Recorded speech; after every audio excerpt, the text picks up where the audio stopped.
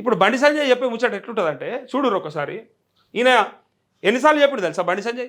1,00,00,000 దోసుకుంటూ కేసీఆర్ అని చెప్పిండు. గతంలో వీడియోలు చాలా ఉన్నాయి. ఆయన చెప్పడం కాక అమిత్ షాతోని, నడ్డాతోని, నరేంద్ర మోడీతో చెప్పించిండు.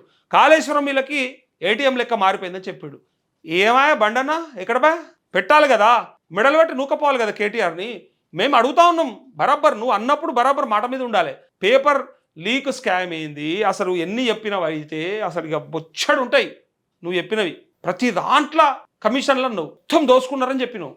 ఎందుకు కేంద్ర ప్రభుత్వ సంస్థనే కదా సిబిఐ, మరి ఎందుకో కేసీఆర్ని తీసుకపోతలేదు? మేము ఎదురు చూస్తున్నాం, ఇట్లా 1000 కళ్ళతో చూస్తున్నాం. సిబిఐ అరెస్ట్ చేయాలి, మేము చూడాలి. కేంద్ర ప్రభుత్వం బరాబర్ అరెస్ట్ చేయాలి, మేము చూడాలి. ఎందుకంటే దోపిడీ దొంగల్ని మేము భరించము. కేసీఆర్ గనక దోసుకుంటే తెలంగాణ సమాజం భరించదు, క్షమించదు, మాకు అవసరం కూడా లేదు. నువ్వు కపోరి అంటే ఏం లేదు, ఉంటే తెలిసేది. మీరంతా దొంగలు అనుకోమంటారా లేదంటే ఏం లేదు అనుకోమంటారా? ఏదైనా క్లారిటీ ఇయ్యి.